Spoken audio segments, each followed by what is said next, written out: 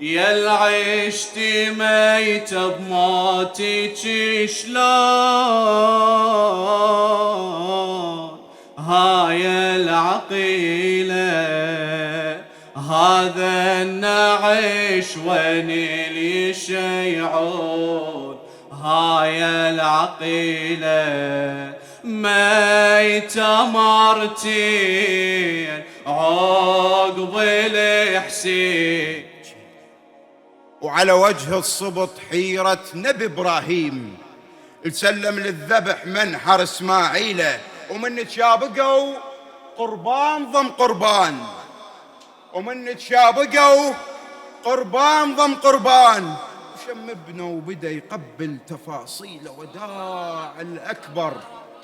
أخجلي من جروحي ما أقول شلونه لو علي ما راضي والله ضيعي بدونك. السلام على الحسين وعلى علي بن الحسين. السلام على أولاد الحسين. السلام على أصحاب الحسين. السلام على حامل لواء الحسين أبا الفضل العباس. السلام على جبل الصبر زينب الحوراء. السلام عليكم خدمة الحسين جميعا ورحمة الله وبركاته، وأهلا ومرحبا بكم. شهر رمضان مبارك، تقبل الله منا ومنكم صالح الأعمال، ومرحبا بكم في موكب وحسينية علي الأكبر، وهي تقيم معكم وبينكم المسابقة السنوية الرمضانية 19 للشعراء والرواديد، وللسنة الثالثة على التوالي برعاية هيئة الحوراء زينب التابعة إلى العتبة الحسينية المقدسة. أرحب باللجنة التحكيمية خادم الحسين الرادود ناصر العلياوي، وخادم الحسين الشاعر زيد السلامي، أيضا وخادم الحسين الشاعر جواد الخطيب. كما أرحب باللجنة التنسيقية الشاعر وعريف الحفل محمد دخيل، وخادم الحسين الرادود حيدر البديري. فأهلا وسهلا بكم جميعا. رحبنا فيما مضى من الوقت بأحياء الدنيا، فدعوني أرحب بأحياء الآخرة الحاضرين معنا بأرواحهم والغائبين عنا بأجسادهم. إنهم خدمة الحسين من الشعراء والرواديد الذين لم يذكرهم الذاكر، العلماء جميعا. فلنقف لهم وقفة الوفاء ولنقرأ سورة الفاتحة ترحما على أرواحهم الطاهرة. الفاتحة.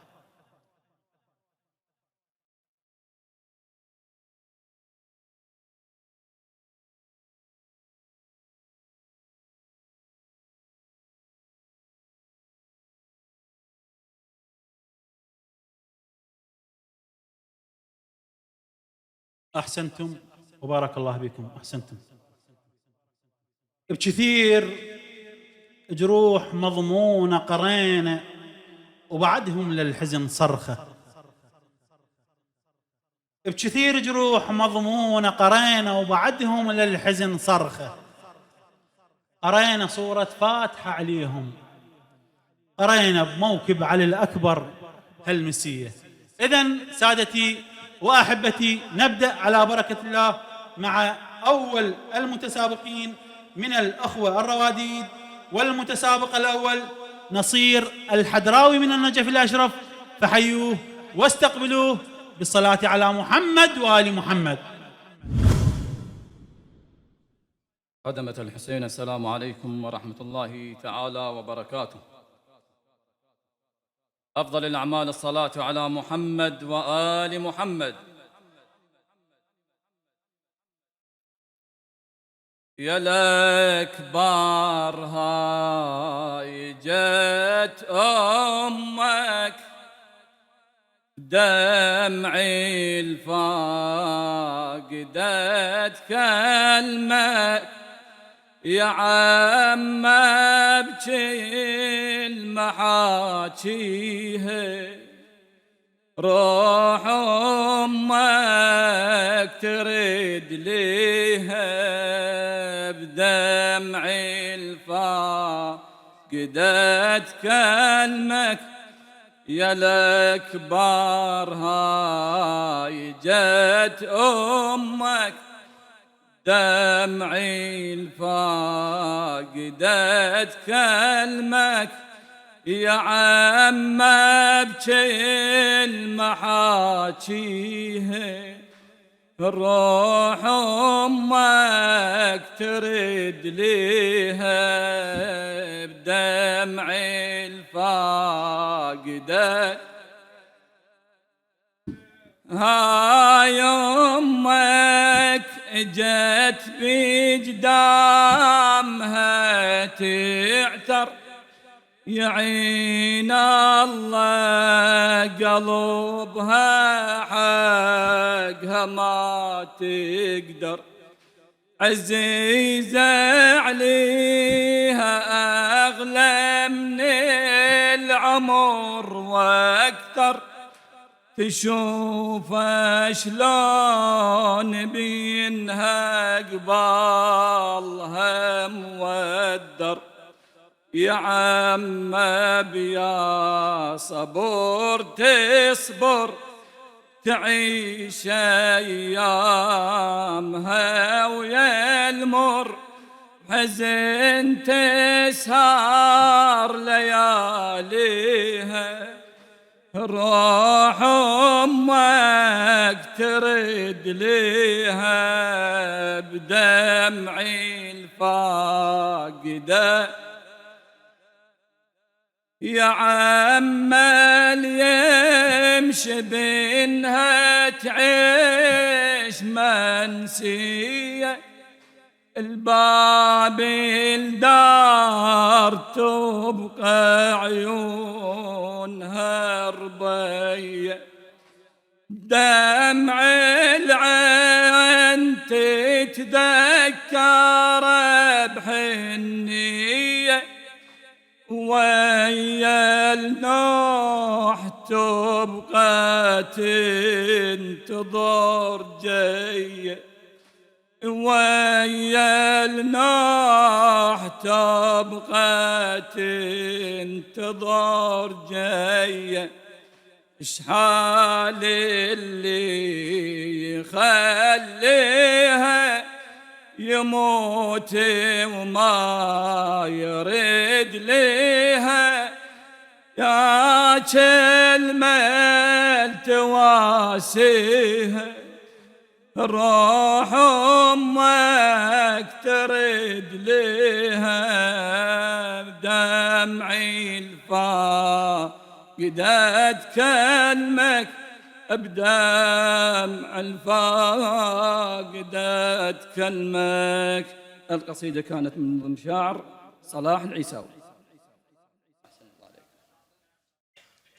أحسنت، مساكم الله بالخير سادتنا، حياكم الله، مساكم الله بالخير جميعا خدام الحسين، الله يحفظكم ويتقبل أعمالكم إن شاء الله. أحسنت شيخ نصير الحدراوي. الله يحفظك شيخ نصير، أنت من رواديدنا المبدعين إن شاء الله، أسأل الله لك التوفيق، لكن ما أدري البيت الأول كان اكو ارتباك شوية، البيت الثاني شوية عدلت.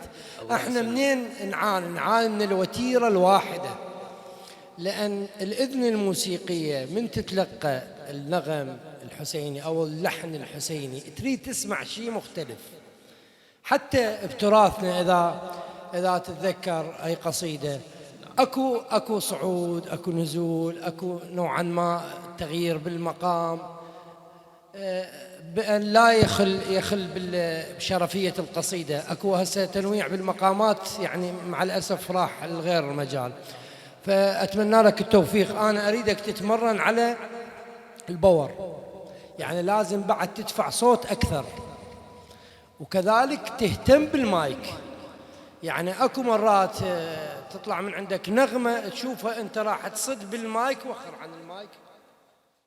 زين، هاي فنية عندك أنت ورا إذنك. شنو جاي تسمع صوتك هاي تربلات اليوم ليش منوميهم بالقاع؟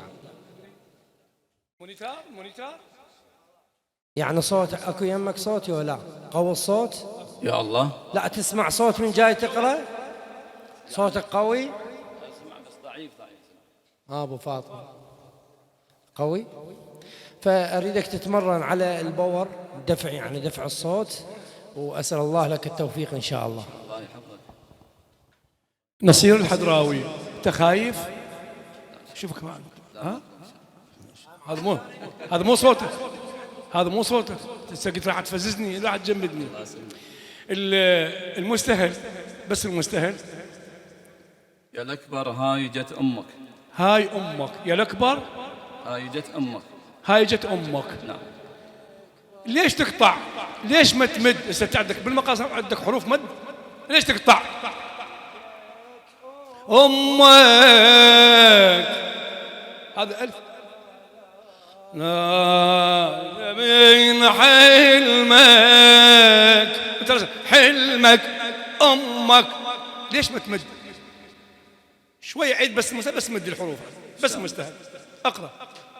يا الأكبر هاي جت أمك. أحسنت. مد الحرف، مد لا تقطع. أمك حلمك.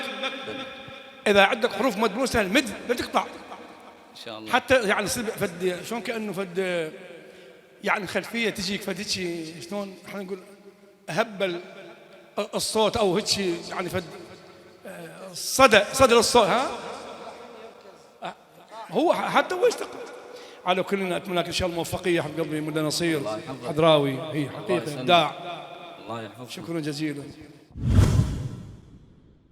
المتسابق الثاني من الرواديد أكرم الموسوي، فاستقبلوه بالصلاة على محمد وآل محمد بأعلى الأصوات. يا زمن وين الولد وديته، هذا الأكبر بالسهر ربيته.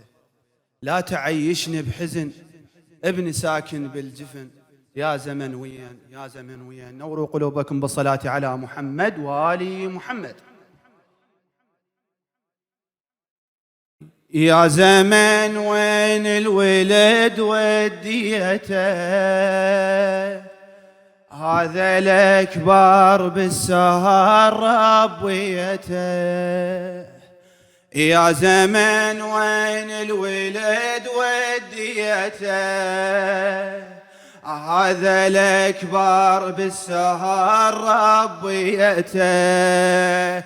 لا تعيشني بحزن، ابني ساكن بالجفن. لا تعيشني بحزن، ابني ساكن بالجفن. يا زمن وين، يا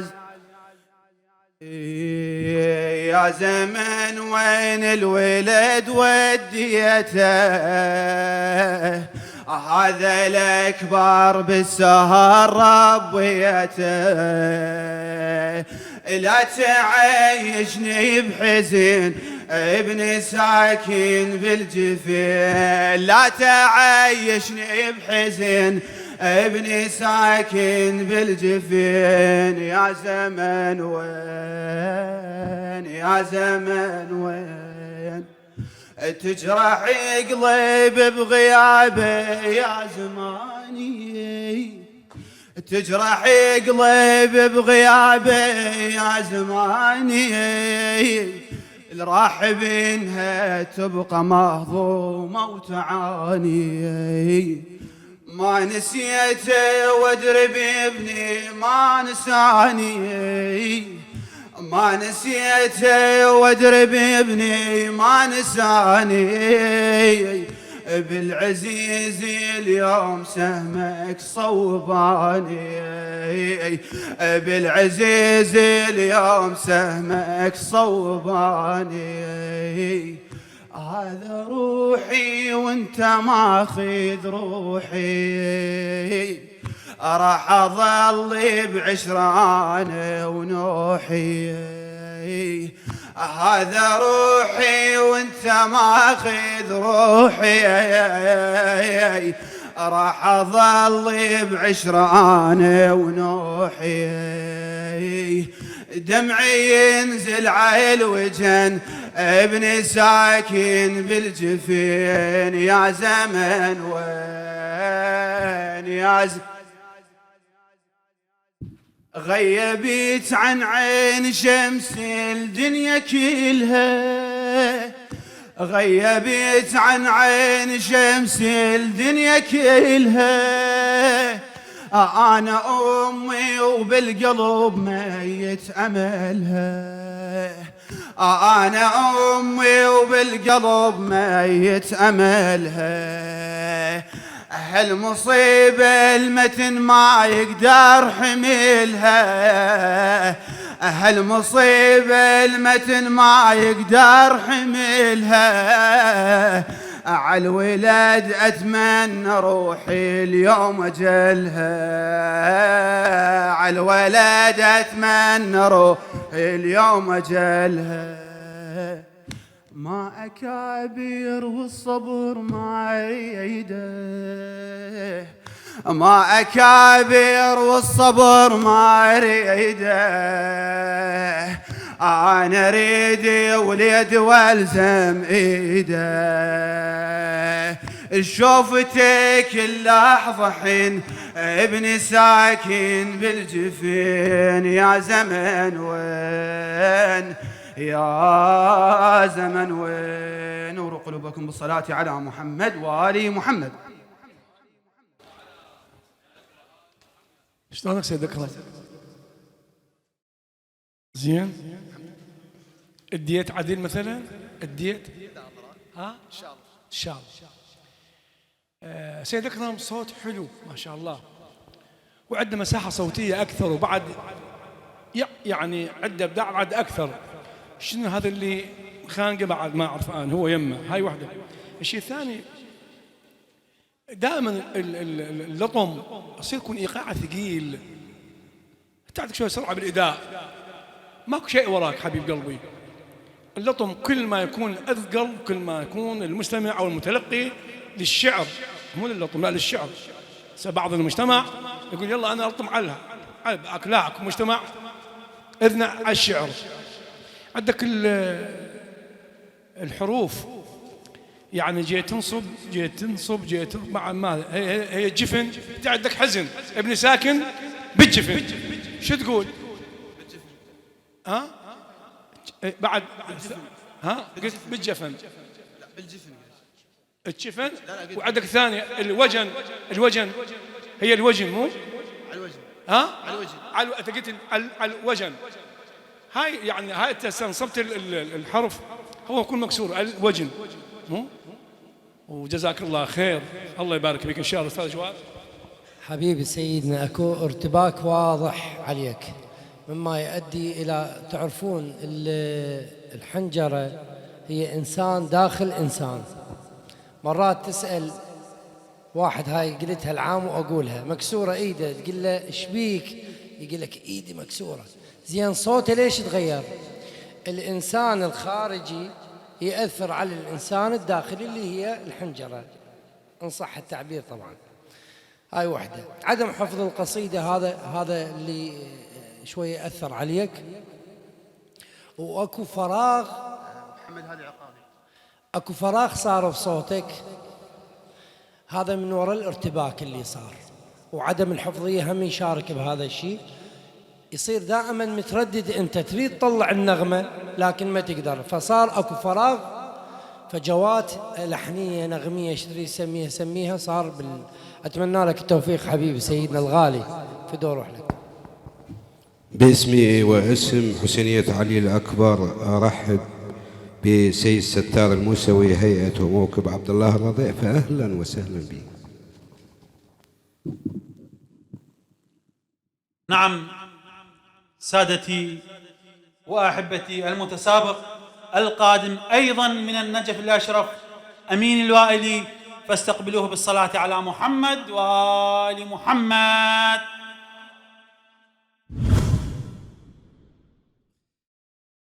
يا العشت ميتة بموتك شلون، هاي العقيلة هذا النعش وين اللي يشيعون، هاي العقيلة ميتة مرتين عقب الحسين، ميتة مرتين عقب الحسين، هاي العقيلة هاي العقيلة. محبة للعقيلة صلوا على محمد وآل محمد.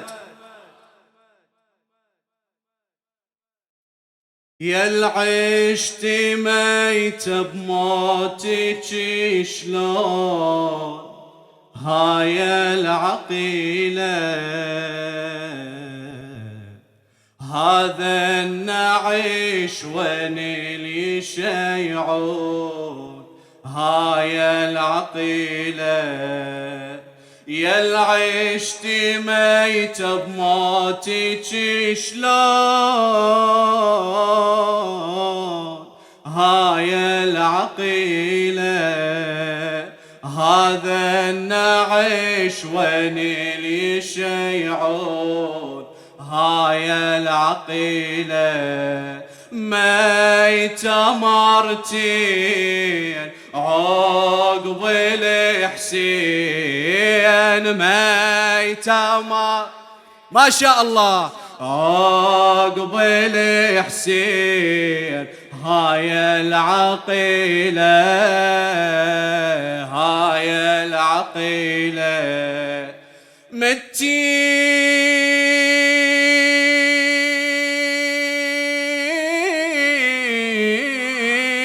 مرتين بحياتك،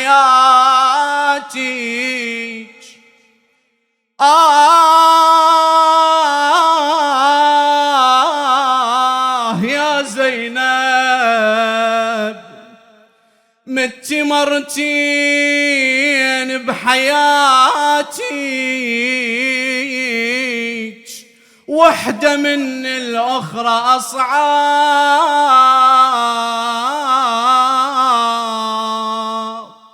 مرة من ذبحة وحسينك،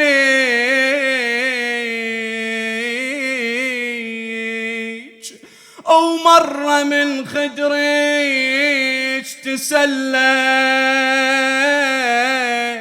نعزي عباس أبو فاضل على الصار، أو ياك زينب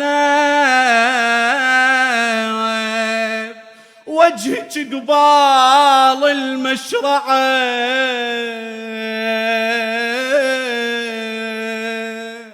وحسين قطعة وأصبعه بعد أخوه ما ودعه، ما نشف دمعه أو تعذب، ما نشف دمعه وتعذب. شو بعد وجهك صوب عباس، هاي الجليلة وحسينك باخر الأنفاس، هاي الجليلة. شو بعد وجهك صوب عباس، هاي الجليلة وحسينك بآخر الأنفاس، هاي الجليلة. الما يعوفك ما يشوفك، الما يعوف ما شاء الله ما يشوفك هاي العقيلة هاي العقيلة. القصيدة من نظم الشاعر حسن العنزي. أحسنت، بارك الله بيك شيخ أمين الوائلي، الله يحفظك. صار عندي مؤاخذة عليك شيخي عزيز. أولا الزيادة شنو؟ كالنقصان بالنغم، مما أدى إلى وين؟ إلى ذهابك إلى طبقة معينة بحيث تاه عليك التسليم، بس بذكائك رجعت. أي عندك بالحدي عندك صارت نشاز شوية، بس لاحقت. أنت ذكي وسامع هواي، ويعني مشروع رادود إن شاء الله، وأنت رادود مبدع. أوصيك على الإكثار، وأوصيك على الطبقة يعني أنا هسه إجيت، أنت صعدت رحت بالأول 3 أشهر شيعتي، رحت أبدعت نجمت رحت، بس من إجيت للحدي صارت عندك هاي هفوة ما بين طبقة الشيعتي والحدي، لذلك طلع عندك بالأخير نفس الشيء. يعني جاي وين مشكلتك؟ بالتسلوم ما بين نغم ونغم. هنا لازم أنا شنو أداري هاي الطبقة اللي راح تجي، طبقة الحدي. تمهيد قصدك؟ أي التمهيد أنزل بالسلم الموسيقي، أسلم لها هاي الشيء. بعدين الحدي دائما أنت هنا ماخذ النهاوند بيا. أحسنت، نهاوندي عالية شوية عالية كلش تأذيك. يعني الحدي شرت لازم تطيه أعلى بعد. تعطي جواب، نزلت قرار، صار عندك هذا الإخفاق. لكن أنت مشروع رادود مبدع، أسأل الله بهندامك بوقفتك زين بتصرفاتك الصوتية. أتمنى لك التوفيق يا حبيبي. وين رايح؟ وين؟ تعال. بس أنا عندي حساب، بس الكاميرات خاف تلقفني. خدمتكم يا طبقي هاي طبعا. ولا أمين الله يحفظه، حقيقة صوت جدا راقي، صوت ضخم يعني عنده ضخامة. هاي وحدة. الشيء الثاني، هذا مقام النهاوند سيد المقامات، خليها ببالك. ترى مو كل رادود يقرأ.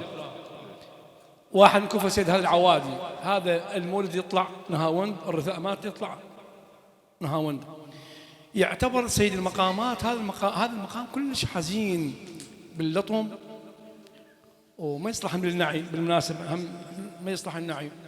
مقام النهاوند ما يأخذ على طبقة جدا عالية.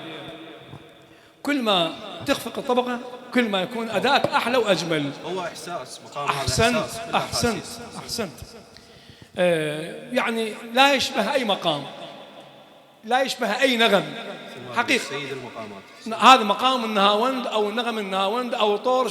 بعض الأخوة يصير عندهم إشكال، وكما حدثت مشكلة على أنه أبو نور علياوي جاب مقامات وشغلات يعني دخلنا بحرمة شرعية على كل. فهذا النهاوند كل ما تأخذ على طبقة أقل كل ما يكون الإداء مالتك أحلى حبيب قلبي. ومو صريخ هو يعني أمرار تحتاج الصوت، تحتاج الصعود.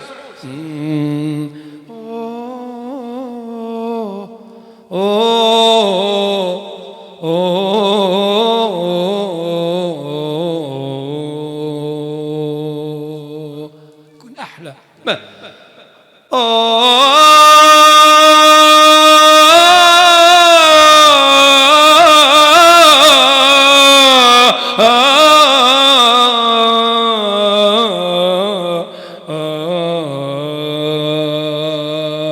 شوفوا الداء يعني خلينا نقول أقل طبقة أجمل وأحلى. حتى الكلمة هم تكون حسن. إيه بس هو عنده ذكاء. انتبهت لمرتين ذكرني ساجوات، أنا هو يعني وياك أنا دوزن وهذا وفعل بالإداماتك والصوت. أتمنى لك يا أمين الوائلي، وإن شاء الله أمين على المنبر. أمير الوالي مو أمير. إيه أنا هو أمير. أنا كاتب أمير. لا أمين. هسه إذا كان أمير هو أمير إن شاء الله الإداء مالته المنبر إن شاء الله. الله يسلمك. وإذا كان أمين إن شاء الله هم أمين على خدمته المنبر حسين إن شاء الله. جزاك الله خير وشكرا جزيلا.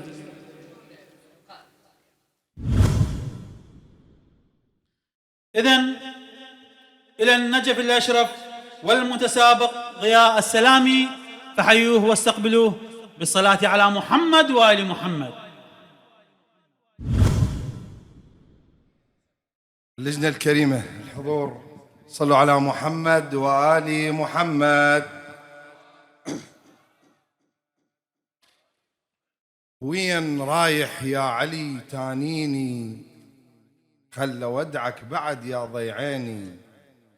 وين رايح يا علي تانيني، خل ودعك بعد يا ضيعيني. ردتك السيف ذراع، أدرى هذا آخر وداع، خل ودعك بعد يا ضيعيني. صلوا على محمد وآل محمد. وين رايح يا علي تانيني، خل ودعك بعد يا ضيعيني. وين رايح يا علي تانيني، خل ودعك بعد يا ضيعيني. ردتك السيف ذراع، أدري هذا خير وداع. ردتك السيف أدري هذا خير وداع، خل ودعك بعد يا ضيعيني. خل ودعك بعد يا أدر رايح ما تريد لي، راح اموت اني وراك.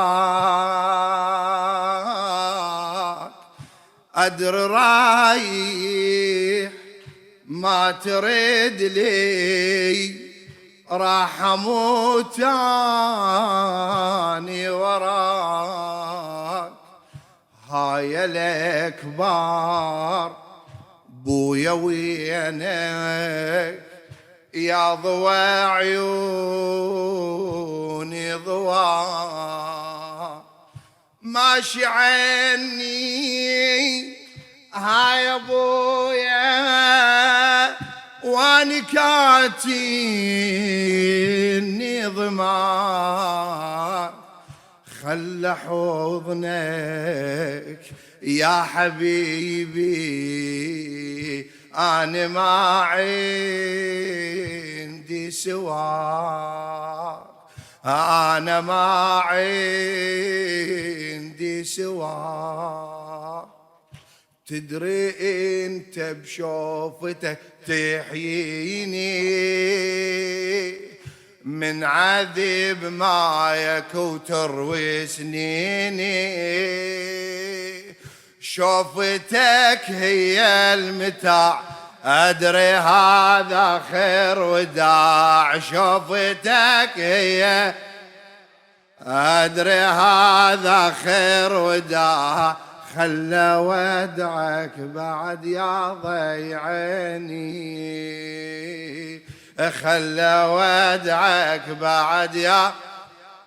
وين رايح وين رايح يا علي تاني، هلا خل ودعك بعد يا ضي. ردتك السيف ذراع، أدري هذا خير. ردتك السيف ذراع، أدريها خل ودعك بعد يا ضيعيني. خل ودعك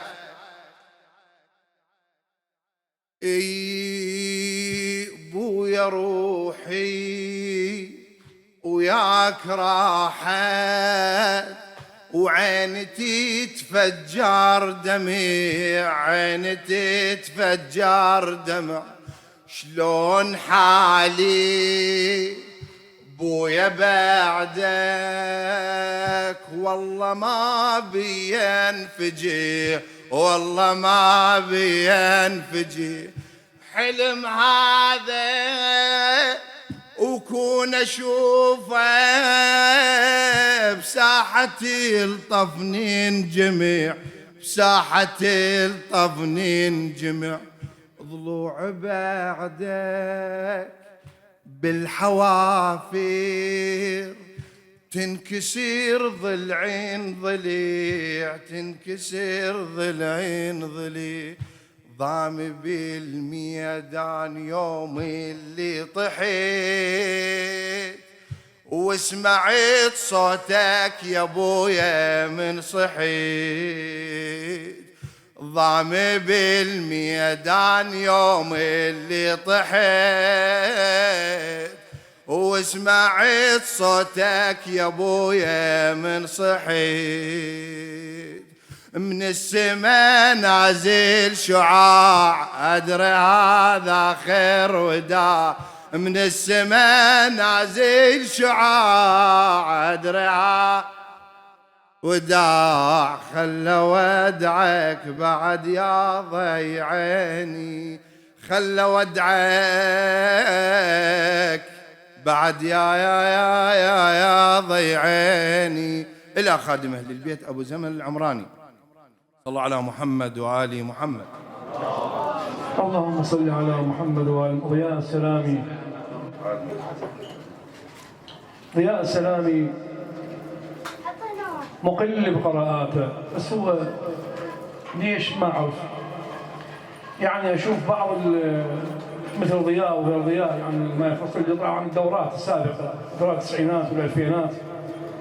يعني ضياء جدا صوته حلو وراقي ومرتب حقيقة. يعني كلكم مرتبين إن شاء الله. احنا النجف عجيبة، النجف نجف يعني حقيقة أصوات جدا جميلة. يعني بالشهر يطلع عندنا 3 4 أصوات 5 أصوات من روادينا يعني يحضر الشباب. عندك ضياء نقطة مهمة أثناء الصعود بالجسد. لا تقفل حنجرتك، افتح حنجرتك، جاي تقلب خشمك. شوفوا هذا جدا غلط. اخوان بارحة قلت وحتى بالدورات صوت الإنسان 3 مراحل يمر. صوت الحنجرة وصوت الرأس وصوت الأنف. مبين ترى صوت الأنف. الآن نرجع وين؟ سلام عليكم أخي جواد، شلونك حبيبي، شو أخبارك؟ سلام عليكم أخي جواد. بين يصير بيخنق الصوت، يعني خنقه واحد شلون كان مخنوق. افتح حنجرتك يا حبيب قلبي. ومقام الصبا هذا خوف عاد مؤلم، يعني دمع وضلع وفراغ وألم وخيام ونار.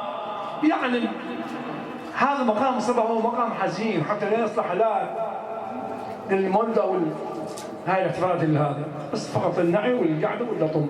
جزاك الله خير. اتمنى لك ان شاء الله موفقيه ويا سلامي. على شايف الدكتور زين يقول هذا يعني اسحب روحي، هذا استحقاق. جزاك حبيبي شيخ ضياء، الله يوفقك. عندك عدم حفظ المستهل بالبداية، يعني يكون أنت جاي حافظ المستهل أديته بصورة خاطئة إلا نبهتك. يا الله المستهل شو يقول؟ وين رايح يا علي تاني؟ أي خلى ودعك يا بعض ضيعين. نعم. ردتك السيف ذراع. أي أدرى هذاك الوداع. أي أول شيء شلفت أنت. لا مو بس الضراع، لا ردتك السيفي شلون؟ ذراع. ردتك السيفي ذراع. ضياء السلامي. نعم سادتي وأحبتي، ننتقل إلى المتسابقين الشعراء. وعلي الأكبر كبير بعين الحسين، بس بعين الأكبر ما كبر جيش. المشابه محمد خلق واخلاق، برز للموت حتى الموقف يعيش. المتسابق الشاعر حسن ميثاق الربيعي، فحيوه واستقبلوه بالصلاة على محمد وآل محمد.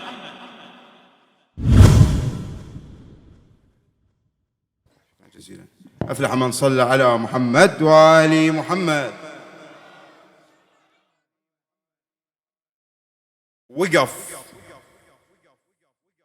وقف والسكتة كانت تذبح بحيله،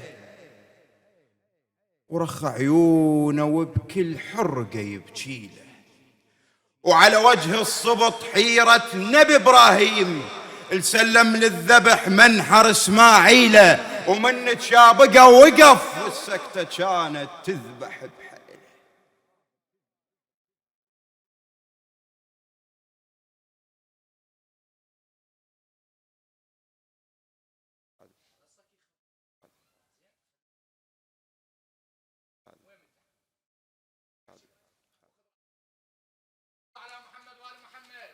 اللهم صل على محمد وآل محمد. وقف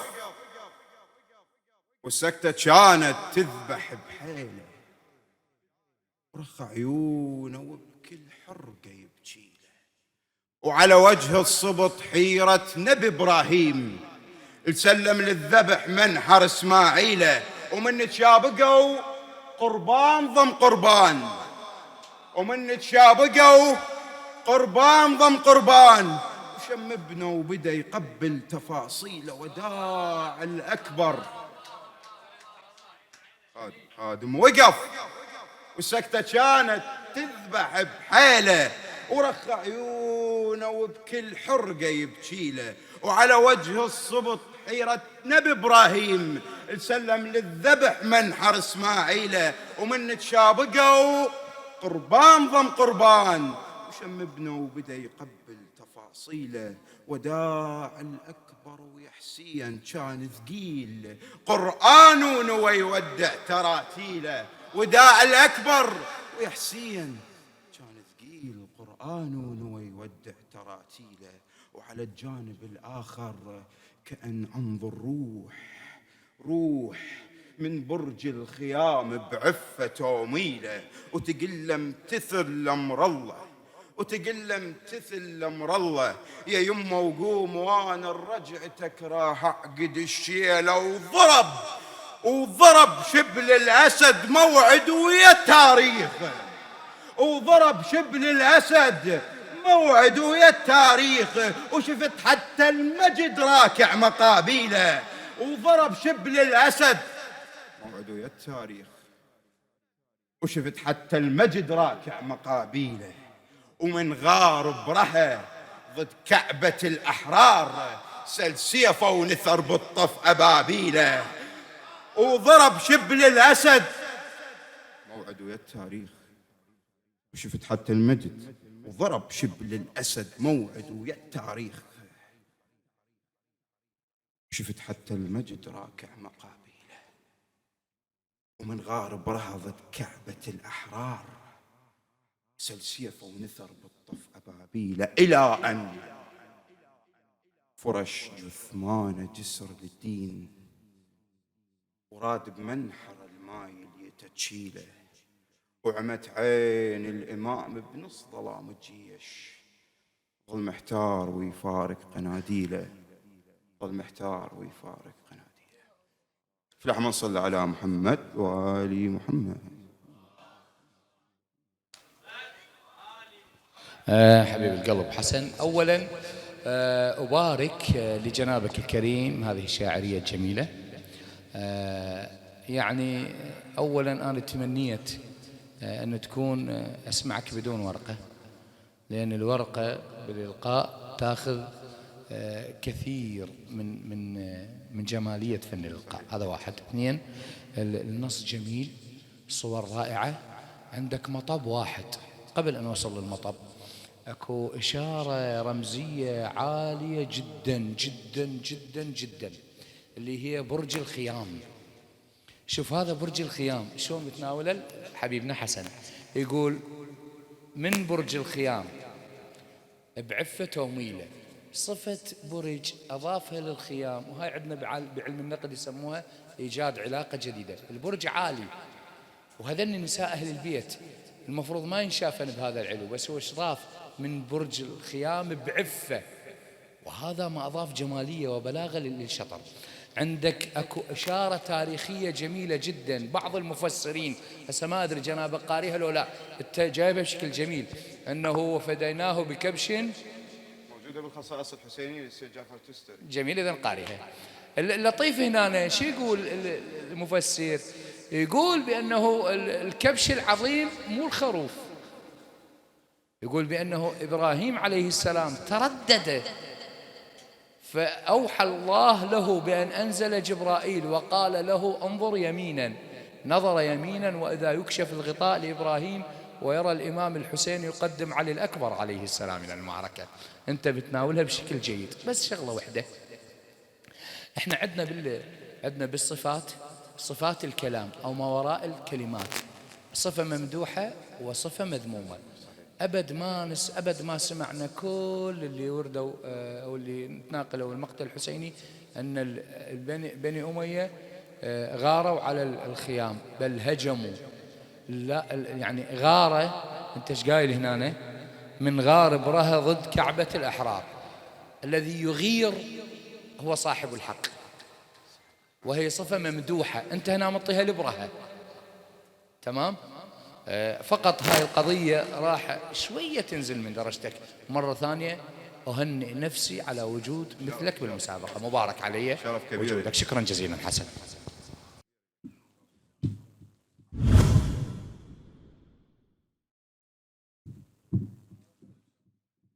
شكرا للمتسابق حسن الربيعي على هذه الصور الحسينية.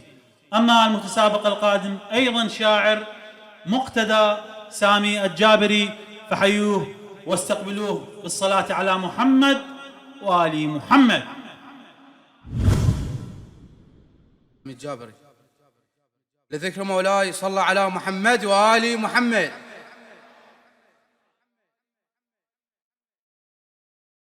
الأكبر بالحرب صاير مثل عباس، الأكبر بالحرب صاير مثل عباس، ما يقبل يقص الكون مو منحر، أخذ 90,000 والأكبر وعباس، وشوف إن اللي يرد ياهو بهذاك البر، شمس وبصحراء وين تدير توصل ليك، وصبح مثل الشمس هذا علي الأكبر. الشجاعة مو فهم وارثها هذا الحيد، سيف وعد علي بكل موزمة ينجر، الشجاعة العد علي الشاهدها من بعيد، مثل فقار حيدر بيده لو أشر.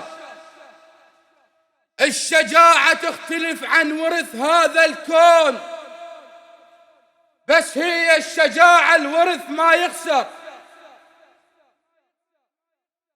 الشجاعة تختلف عن ورث هذا الكون، بس هي الشجاعة الورث ما يخسر.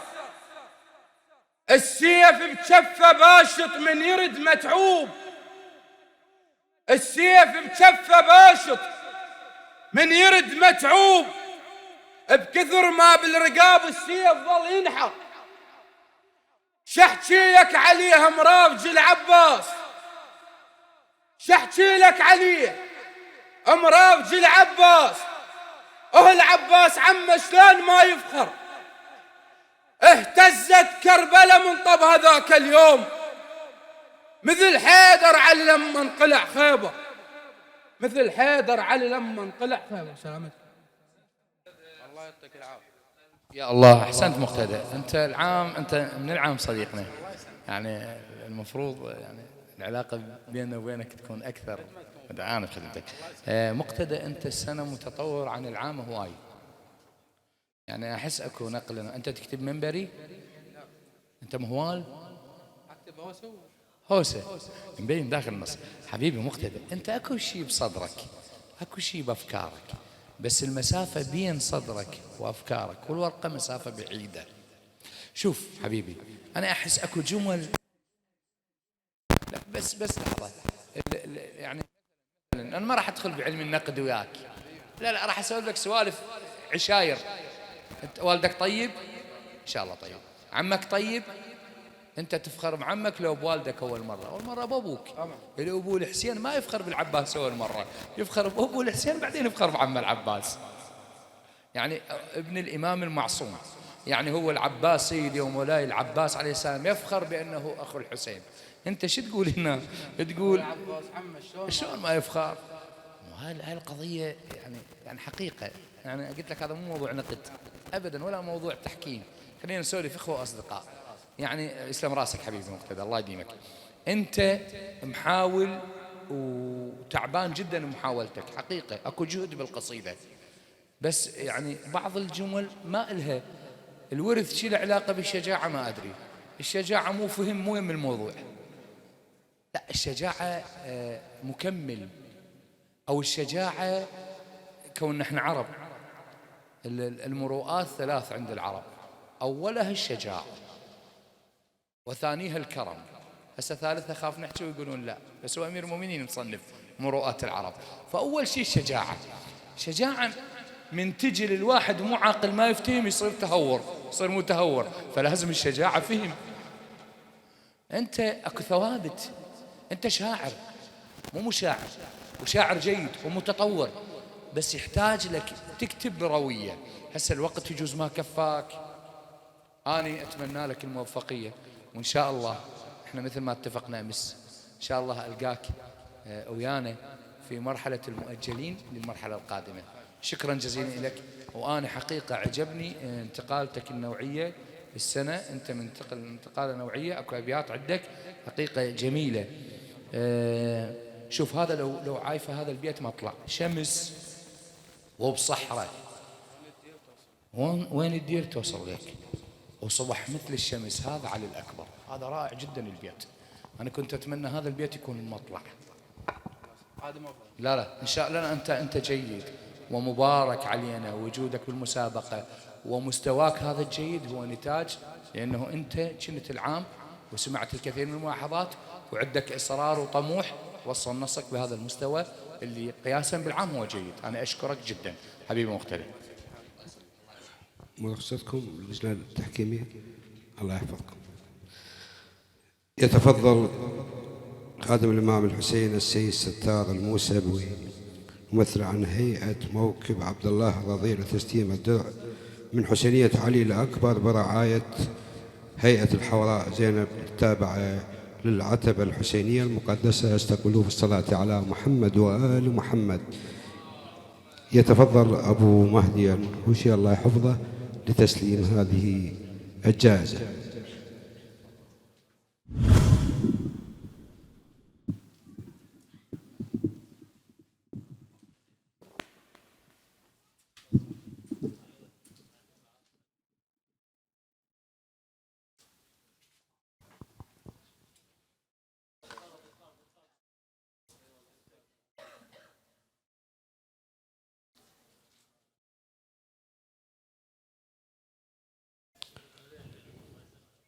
شكرا سيد ستار، شكرا عمي أبو مهدي، شكرا موفقين.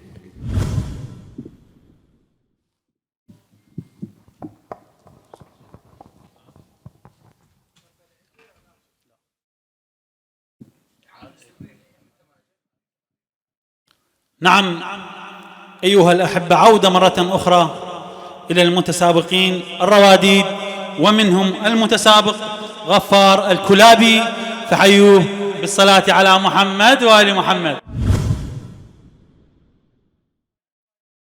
سولف يا ليل بقليب جروح، سولف يا ليل ابن المذبوح، راح المحبوب الربيته. سولف يا ليل، صلوا على محمد وآل محمد. سولف يا ليل بقلب جروح، سولف يا ليل ابن المذبوح، راح المحبوب لربيته. سولف يا ليل، سولف يا ليل، سولف يا ليل. قعيد يا علي وشوف امك يشبيها، اقعد يا علي وشوف امك يشبيها، تسلى بالسلبها يعاين عليها، جروحي البيها ما واحد وصل ليها، عقبك ما بقى واحد يحاميها، عقبك ما بقى واحد يحاميها، دمعات العين تلجم خدي، دمعات العين مردة كبدي، لوليدي يرجع وصيته، سالف يا ليل سالف يا ليل، صباح صوتي الشمير يا وليد بيمتوني، صباح صوتي الشمير يا وليد بيمتوني، وإذا باسمك صحيت كلهم يضربوني، من عقبك غصوب صاروا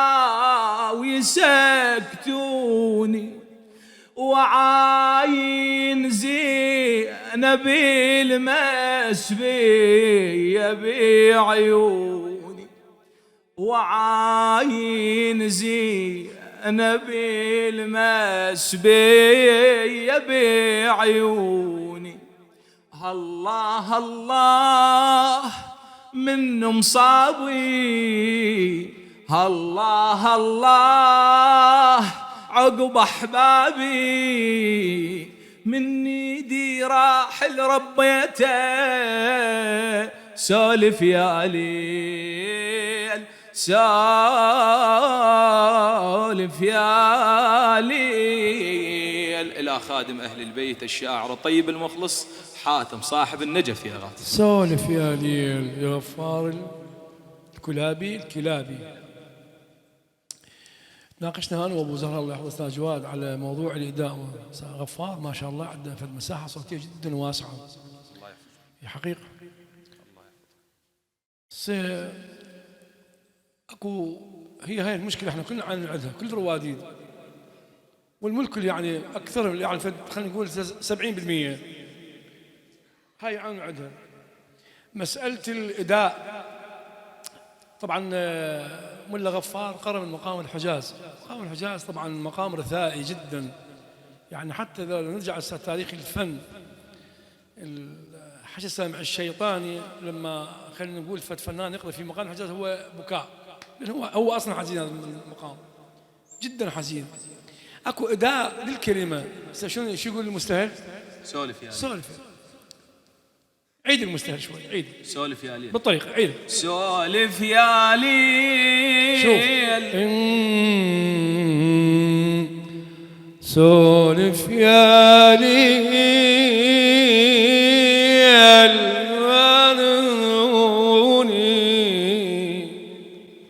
اكو تألم للإداء، اكو روحية تطلع من القلب مو من اللسان، قلنا من القلب. مقام الحجاز مقام يعني كل آهات، كل دموع، كل آلام، كل شجن، بعد كل غربة.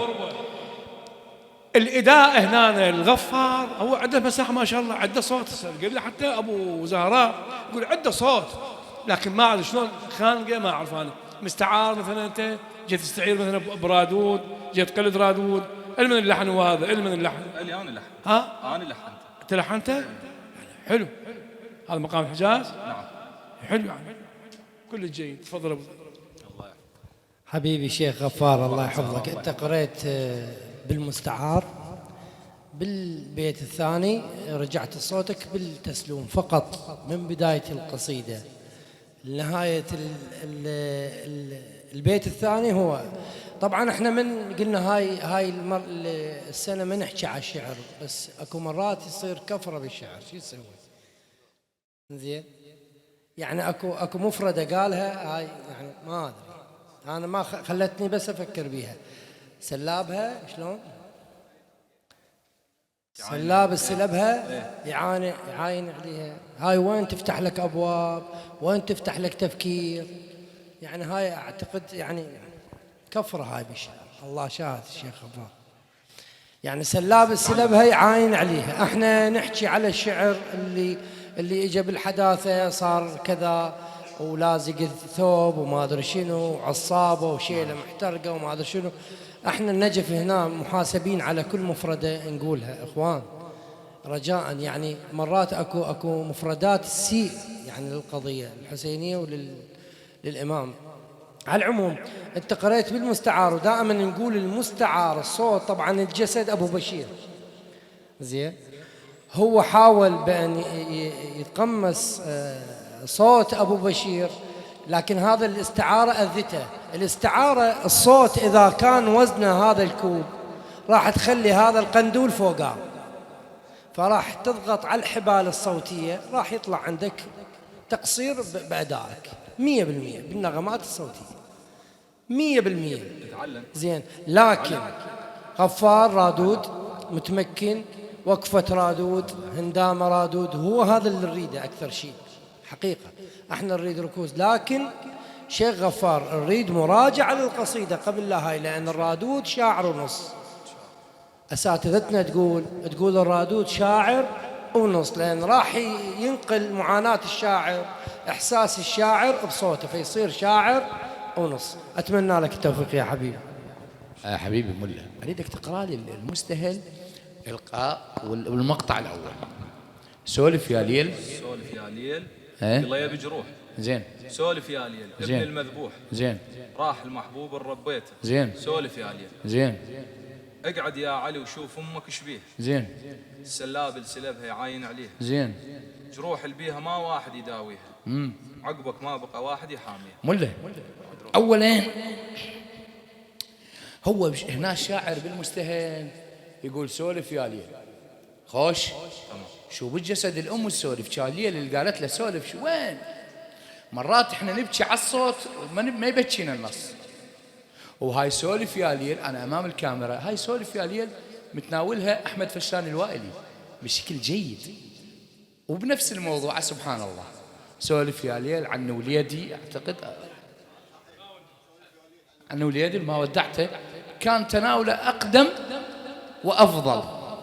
هنا طبعا انا احمد فشان اخوي وحاتم اخوي، لكن احنا هنا في مفصل امين، ان تكون امين على النص الشعري، حتى لو انا ما له علاقه بالتحكيم على الرواديد.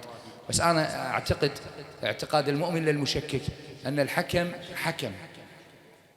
اي والله يجبروك. النص جدا مربك لانه اتكى على شيء لا يملكه. تحيه ود وحب لاحمد فشان الوائلي ولحاتم صاحب وللكلابي كما يقول الغزالي. شكرا جزيلا. نعم أيها الأحبة، من غفار إلى جاسم عباس أيضا من النجف الأشرف، فحيوه واستقبلوه بالصلوات العاليات بأعلى وأنغم وأجمل الأصوات. صلوا على محمد وآل محمد.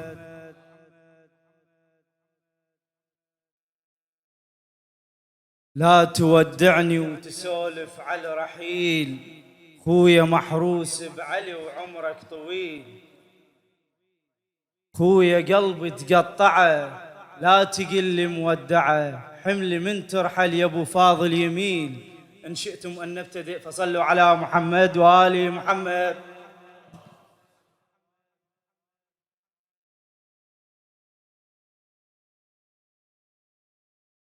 لا تودعني وتسولف على رحيل، خويا خويا محروسي بعلي وعمرك طويل، لا تودعني وتسولف على رحيل. خويا محروسي بعلي وعمرك طويل، خويا قلبي تقطعه لا تقل لي مودعه، حملي من ترحل يا ابو فاضل يمين. خويا محروسي بعلي عمرك طويل، اسم الله خويا من المفارق لا تسولف على الهجور. خويا من عمر على عمرك يا بعد كل العمر، من تقيل لي وداعة الله تقطعي بقلبي وذار، العدها مثلك يا ابو فاضل، ما تسولف بالنهار ما تسولف بالنهار. خويا عوفي الماي ما لازم تروح، وانت تدري برايتك متعلقه روح. بالعطش من انشوي ومن اشوفك ارتوي، انت معي وشوفتك تروي الغليل. خويا محروسي بعلي وعمرك طويل، كلمة الله وياك خويا يا ابو فاضل ما اريد. خويا هاي الكلمة تقطعي بقلبي وريد، قبل يومك قبل يومك خويا يومي ان شاء الله ويومك بعيد. انا باليوم اللي اشوفك ينكتب عمري الجديد، ينكتب عمري الجديد. يوم زينب قبلك وعمرك يطول، موتي هجرك جا بعد شتريد اقول. بس نفس ما بي صوت هسه بس تروح اموت. شلون اودع لي قمار والدنيا ليل، حمل من بعدك يا ابو فاضل يميل. هذا والسلام عليكم. احسنت حبيبي شيخ جاسم. انت راضي على ادائك؟ ما راضي؟ راضي ولا لا؟ المستهل هذا الطبقه مالته هاي طبقه، لو اكو غير شيء، لو انت ارتبكيت ارتباك يعني. المستهل شنو الطبقه مالته؟ اعطيني اياها اللي انت محضرها يعني بالطريقه اقراها. اي اقراها بالطريقه. اي لا تودعني وتسولف. وين انت قريت بالقرار؟ هنا لازم الجمهور ينطيك جو القرار، وما عنده هاي الامكانيه، او ينطيك شنو؟ ينطيك اخر شيء. زين انت هنا شو تسوي اذا طحت بهذا المزق؟ حتى شبابنا الرواديد شو يسوي؟ يوقف المجلس يقول من عنده اخوان اريد جوابكم، اريد همتكم وياي. صلوا على محمد وآل محمد. سوى صلوات، حضر منه، تحضر للطبقة. هو هي بس قطع 3 ثواني 4 ثواني كافي، يرجع لطبقته. هسه أنا راح أنطيك فرصة، أريد مستهل تقرأ لي، مستهل شوية طلع صوتك فيه ترتاح له، مستهل أي مستهل. تمنيت ما عطشانين ولا واحد رايد ماي، تمنيت أنا حسينك وانت حسين تعيش وياي، تشتمني ويا الأنفاس وانا اشتمك عباس، عيش وياي عيش وياي عيش وياي. أحسنت بارك الله بك، عندك صوت يا حبيبي. ليش هاي الخوف يسيطر عليكم شبابنا؟ عندك صوت، يراد لك بعد تمرين أكثر، أنت رادود ومستقبل رادود إن شاء الله. أسأل الله لك التوفيق. أهم شيء الطبقة، لأن أنت من طبقة القرار ورجعت النوبة عليت الطبقة صار نشاز عندك، لكن التسليم صحيح. تمام يا لا؟ التسليم صار على القرار صحيح، وهذا يحسب لك، هذا يحسب لك ذكاء لك أو دراسة من عندك أو إذنك الفطرية هي اللي خلتك تسلم هيك تسليم وقرار كلش صعب سيدنا، صعب جدا صعب.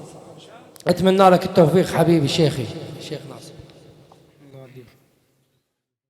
والله ما شو أقول للملا جاسم، ما شاء الله شو أستاذ. المستهل الثاني فتح صوته، ذكرني أبو زهراء الله يحفظه. أي هذا شنو المستهل؟ ايش وياي ايش وياي؟ ايش وياي؟ يعني عيده لو لا تلاوه شنو ايش وياي؟ المستهل الثاني قريته.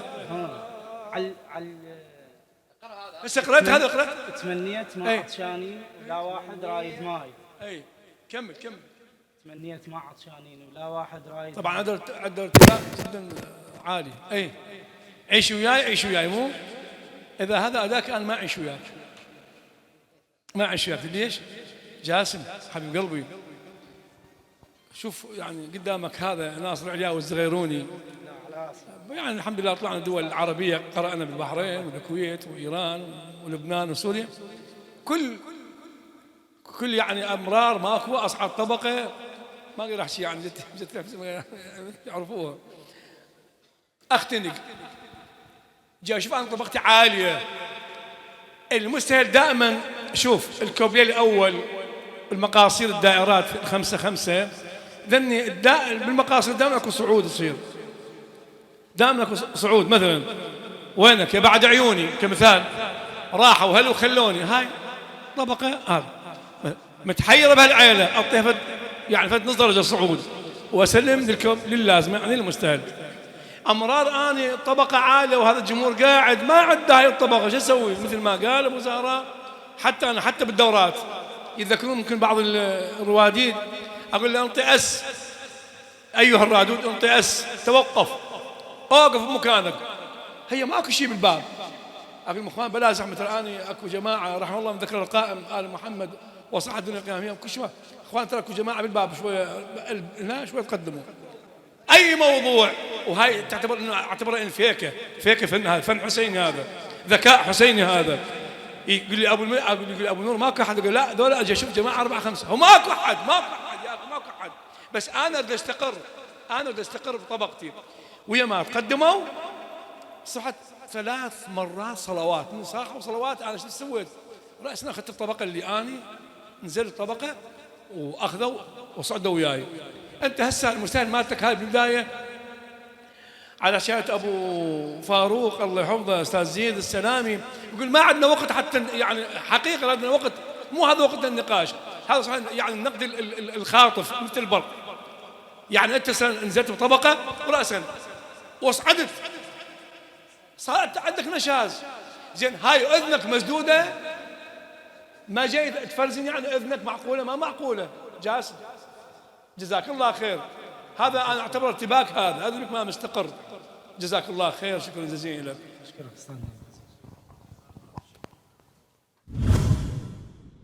إلى النجف الأشرف ومنها مسلم الشافعي، فحيوه واستقبلوه بالصلاة على محمد وآل محمد.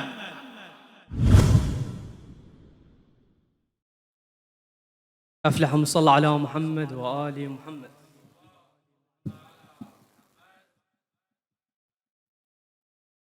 بليل دموع بي مذبوحة نجمات، قعدنا وسولف الفاطميات. بليل دموع بي مذبوحة نجمات، قعدنا وسولف الفاطميات. كلام من جرح شويات شويات، نريد نغمض العين. زينب وين الحسين يا زينب؟ صل على محمد وآل محمد.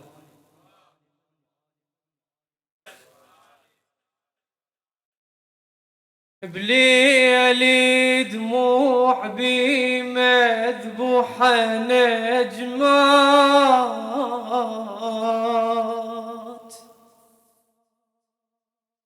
قعدنا وسولف الفاطميات. كلام من جريح شويات شويات، نريد نغمض العين. زينب وين الحسين؟ نريد العين. زينب بعد روحي يا زينب يا قعدنا بليل موحج دمع يم دمع. قعدنا بليل موحج دمع يم دمع، بين التيب والمصدوم مويلتين. ذكرنا حسين من تاودي علي الوقع، سكتنا بخوف ياخذنا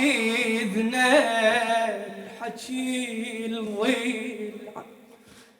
سكتنا بخوف ياخذنا الحكي الضيع.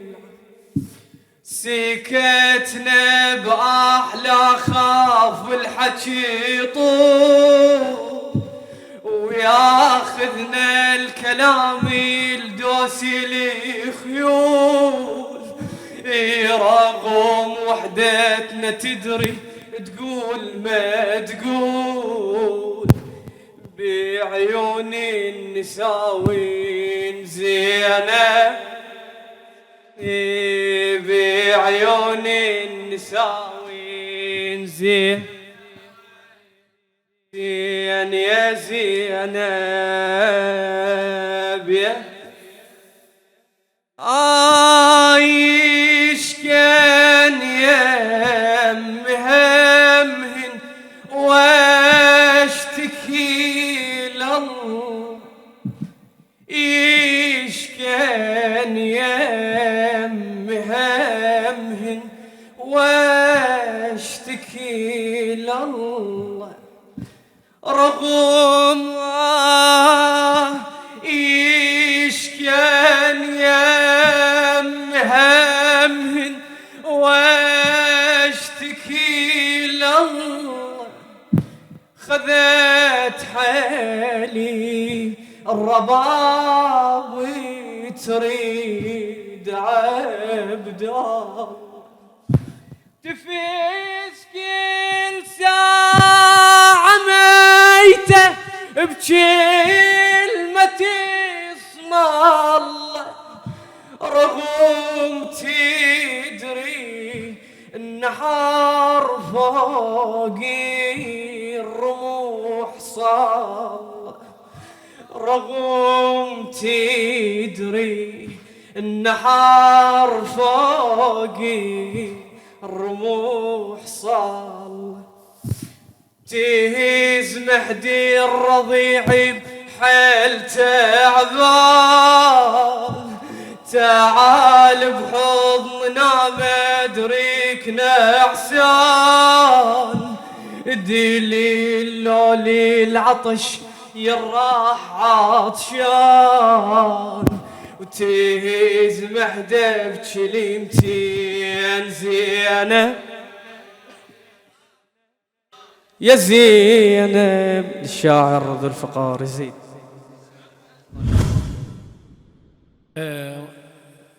صوت جيد ما شاء الله، وأتمنى لك الشيخ الموفقية. ما ناقشك بعد هذه من أستاذ جواد. حبيبي شيخ مسلم، مؤاخذة واحدة عليك. بالتسلوم الأول صار عندك إخفاق بالإيقاع. أنت ورا الدم لازم تبدي، خليت اس طويل وبديت شوية صار عندك، وبديت بالطبقة العالية وتلافيتها، وهذا يحسب درجة لك. وتوقفت عن المستهل أو عن الجسد وتلافيت، هذا يحسب لك. إلا أن هذه الوقفة نص درجة نقصت من درجتك الكاملة. وأول مرة أقول أتمنى لك التوفيق. أنت رادود متمكن، الله شاهد، وقدامك مستقبل بأن تتعب على نفسك، وأتمنى لك كل التوفيق إن شاء الله.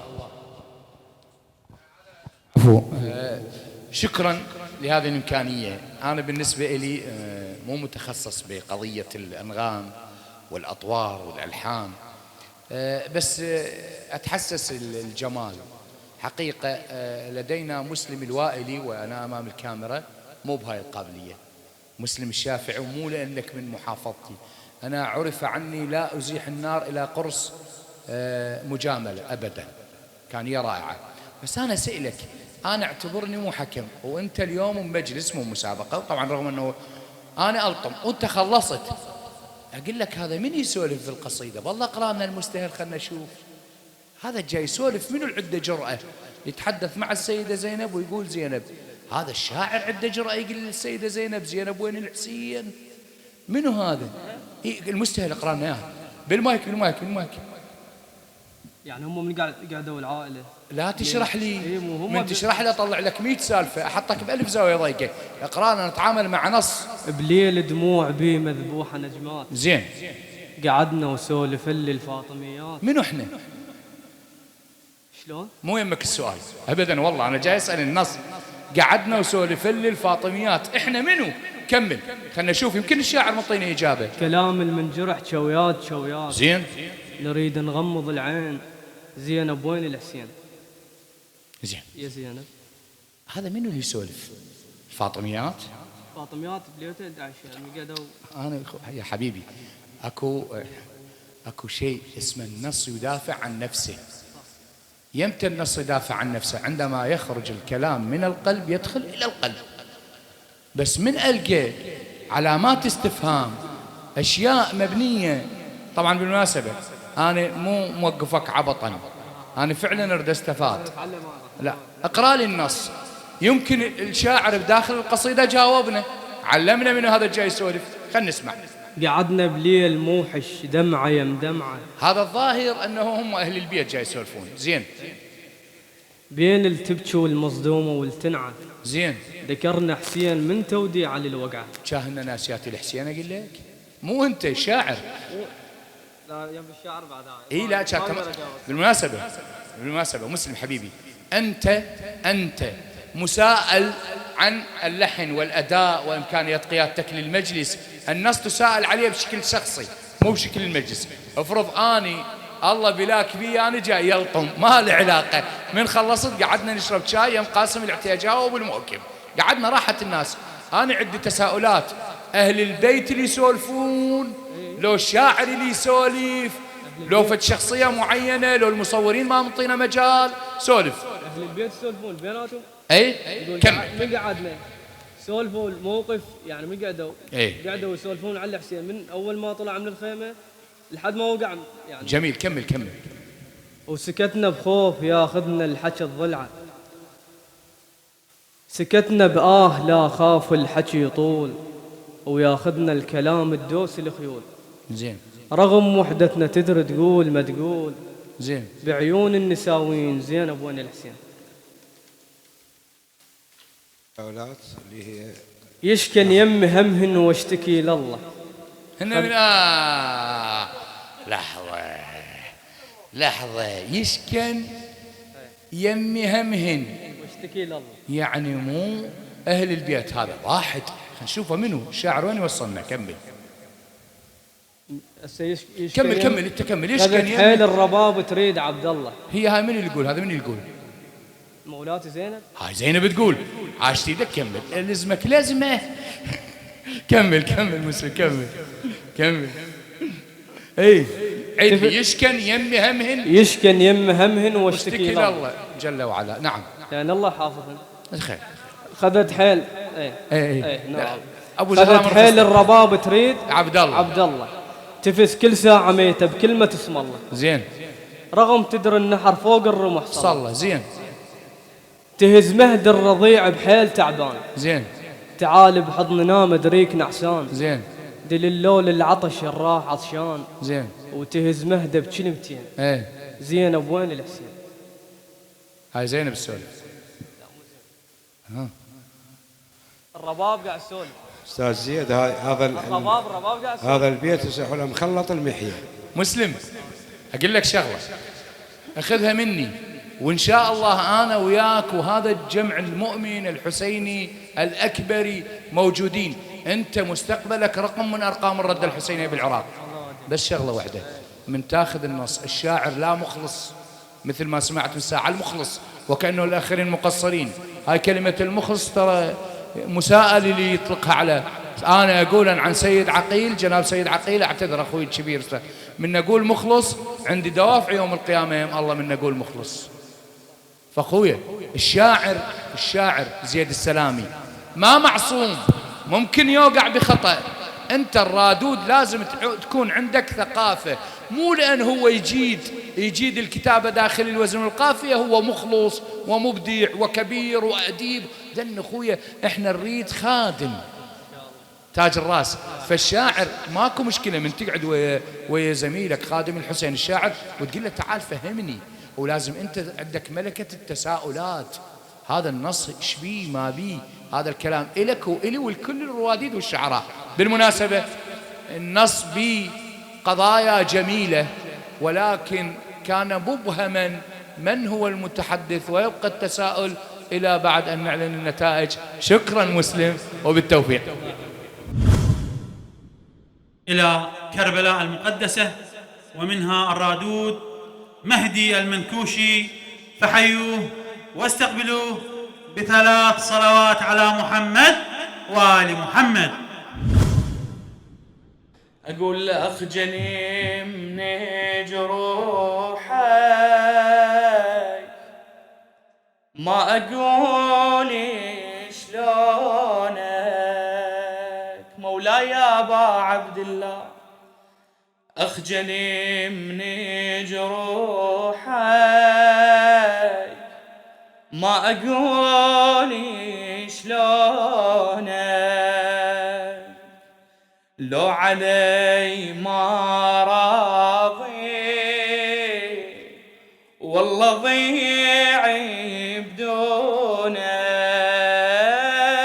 واعترف يا حسيني فضلك مسويني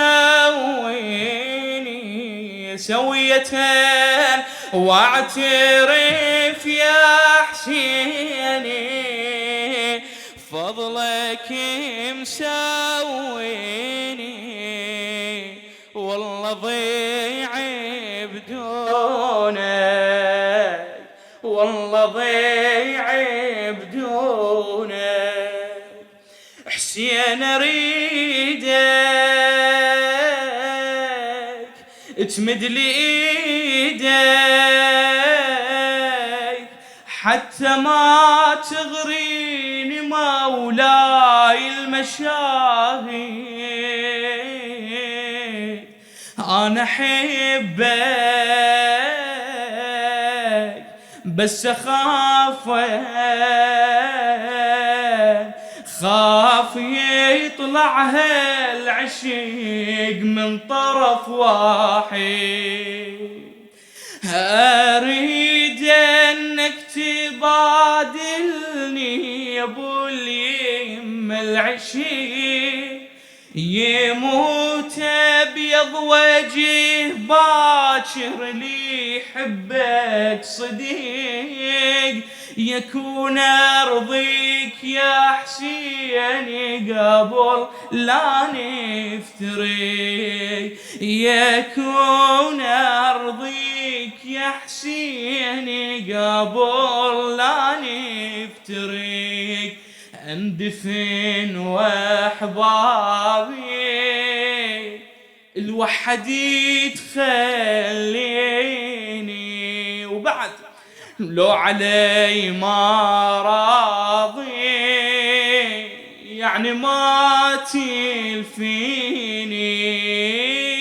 وخاف اموت باكر ومن حنانك خاسر، خاف اموت باكر ومن حنانك خاسر، والله ضيع بدونك. صلوات. نعم سادتي وأحبتي، وصلنا الآن إلى إعلان نتائج الفائزين في مسابقة ومهرجان علي الأكبر المتأهلين إلى المرحلة القادمة. الفائز الخامس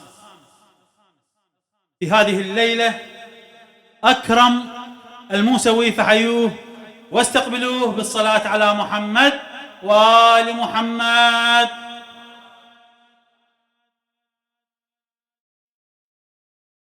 أما الفائز الرابع المتأهل إلى المرحلة القادمة،